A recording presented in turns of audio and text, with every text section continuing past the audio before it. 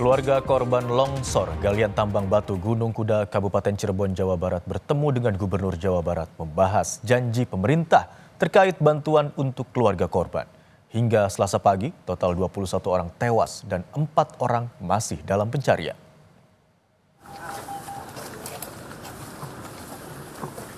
Pertemuan antara keluarga korban dan sejumlah instansi di bawah Pemprov Jawa Barat berlangsung di kantor Gubernur Jawa Barat. Keluarga korban menagih janji Pemprov terkait bantuan bagi keluarga korban longsor. Tak hanya keluarga, sebagian juga yang hadir merupakan korban yang selamat. Pertemuan membahas diantaranya terkait santunan hingga tanggungan masa depan anak yang orang tuanya menjadi korban tewas. Salah satu korban selamat juga menyampaikan harapannya agar bisa mendapatkan pekerjaan baru yang lebih layak. Kuli, Pak. Oh, kuli. Iya. Berarti yang kuli batunya? Iya. Udah berapa lama Pak kerja di situ, Pak? Udah lama, 10 tahun sih lebih. Iya, nggak ada.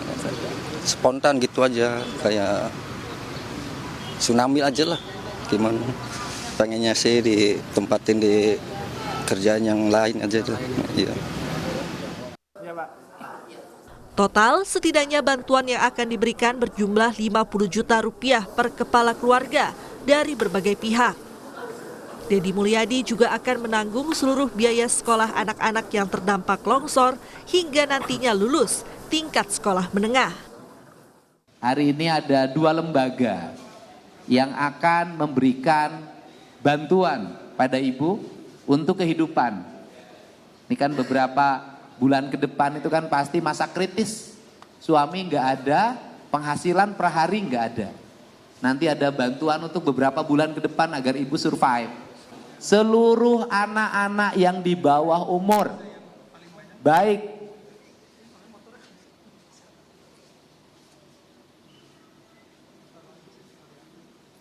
yang sekolah maupun yang tidak sekolah, semuanya menjadi tanggung jawab saya untuk makan dalam setiap harinya. Sementara itu, Menteri ESDM Bahlil Lahadalia akan mengirim tim untuk mengevaluasi total izin tambang Gunung Kuda, Cirebon, Jawa Barat. Polisi menyebut 2 tersangka mengabaikan larangan pengelolaan tambang yang dikeluarkan Dinas ESDM Jawa Barat pada Januari 2025. Menyangkut dengan tambang, hari ini tim saya akan ke lokasi dan saya akan ikut ke sana nanti, apakah besok atau lusa. Tapi yang jelas itu kan galian C. Galian C ini sesungguhnya izinnya kita limpahkan dan pengawasannya ke daerah, ke gubernur. Tapi dengan kondisi kayak begini tidak menutup kemungkinan untuk kita melakukan evaluasi total. Ya.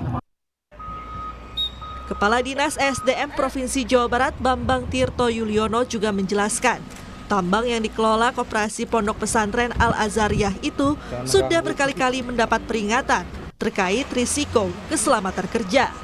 Bambang menegaskan pihaknya resmi mencabut izin operasional buntut insiden longsor di Gunung Kuda, Cirebon. 2024 itu tidak memiliki dokumen RKAB. Ya, jadi ini sudah diingatkan berkali-kali. Bahkan terakhir tanggal di bulan Maret, saya lupa tanggalnya, di bulan Maret tahun 2025 diminta untuk dihentikan kegiatan. 19 Maret ya. Ya, 19 Maret 2025 minta dihentikan kegiatannya, tetapi tetap tidak diindahkan. Hari itu juga kami langsung mencabut izin operasi produksi ya secara permanen Pontren Al-Azhariyah dan juga 3 lainnya. 2 tersangka yang ditetapkan polisi merupakan pemilik tambang dan pengawas. Tersangka diduga mengabaikan surat peringatan penghentian operasi tambang yang dikeluarkan pada Maret 2025. Polisi menyebut akibat kelalaian ini berisiko pada keselamatan pekerja. 2 tersangka terancam pidana maksimal 15 tahun penjara. Tim Liputan Kompas TV. Memasuki hari kelima, tim SAR gabungan kembali melanjutkan pencarian 4 korban tambang longsor yang masih dinyatakan hilang di Gunung Kuda, Cirebon, Jawa Barat. Polisi menurunkan 3 anjing pelacak yang telah menemukan 3 titik yang diduga menjadi lokasi korban tertimbun. 3 anjing pelacak dari unit Satwa Dirsamapta Polda Jawa Barat kembali diturunkan pada pencarian korban pada Selasa pagi. Mereka menuju titik utama lokasi longsor sebelum tim alat berat eskavator mengeruk timbunan material bebatuan. Setelah 30 menit di lokasi, 3 anjing pelacak berhasil menemukan 3 titik yang diduga menjadi lokasi korban tertimbun karena tercium bau menyengat. Petugas kemudian menancapkan bendera sebagai tanda fokus pencarian. Kita awali dengan melaksanakan pelacakan dengan menggunakan kinen atau anjing pelacak, di mana informasi dari kinen ini sementara ditemukan ada 3 titik yang terindikasi adanya timbunan daripada jenazah. Ya, kalau kita melihat di sebelah belakang kami, yaitu sektornya berada di batu sebelah kiri, yaitu worksheet A. Itu sebelah kiri daripada batu itu ada 1 titik dan sebelah kanan batu itu ada 2 titik. Tentunya kita akan fokuskan pencarian pada pagi hari ini di worksheet A atau sektor sebelah kiri. Demikian. Untuk mengetahui informasi terkini, kita langsung sapa jurnalis Kompas TV Muhammad Syahri Romdon di lokasi tambang Gunung Kuda Kabupaten Cirebon, Jawa Barat. Selamat siang Syahri, bagaimana perkembangan pencarian korban hilang? Apakah ada korban baru yang ditemukan pada siang hari ini? Ya, baik Imron di studio dan saudara, selamat siang. Sampai saat ini proses pencarian 4 korban yang masih dalam daftar hilang akibat musibah longsor tambang batu Gunung Kuda masih dilakukan pencarian. Seperti biasanya, memang pencarian ini menggunakan beberapa komponen.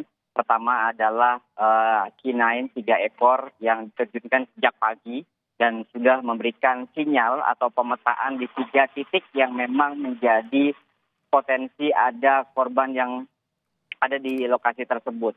Kemudian petugas mengerahkan sejumlah alat berat untuk mengeruk dan mencari, karena memang kita ketahui bahwa material longsoran di titik ini adalah bebatuan, sehingga sangat tidak mungkin atau kesulitan apabila dilakukan secara manual.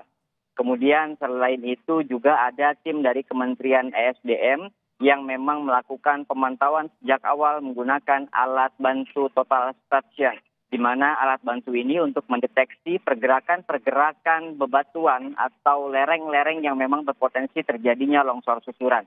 Kalau kami coba amati, Fahim, di sini dalam penanganan kasus dibagi menjadi 3 hal.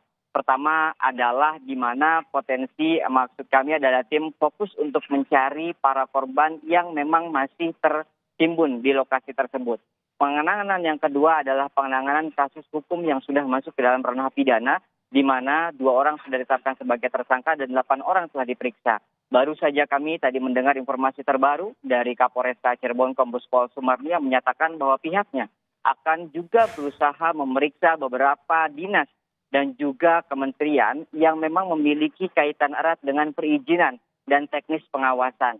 Hal ini akan menjadi salah satu pengembangan yang bisa jadi menjadi terungkapnya proses perizinan seperti apa yang hingga akhirnya mengakibatkan kesalahan-kesalahan secara penambangan, metode penambangan, tidak diindahkannya soal K3 dan lain sebagainya. Nah, poin yang ketiga yang ingin kami sampaikan adalah penanganan terhadap korban terdampak dari musibah ini. Yakni dari sejak kemarin pemerintah berusaha untuk memberikan bantuan baik dari kabupaten kemudian provinsi Jawa Barat kepada para korban yang terdampak dari musibah longsor ini. Baik mereka yang anggota keluarganya meninggal dunia ataupun luka-luka. Dan hari ini kami mendapatkan informasi terbaru, Imron, bahwa ada dari wakil Kementerian Sosial, itu informasinya akan berkunjung ke Kabupaten Cirebon menemui sejumlah korban yang terdampak dari musibah longsor ini dan juga akan meninjau lokasi, akan melakukan asesmen dan pencatatan yang bisa menjadi salah satu rekomendasi perbaikan agar ke depan upaya-upaya ini dapat dilakukan, upaya-upaya penanganan ini dapat dilakukan secara simultan dan secara komprehensif oleh seluruh pihak terkait.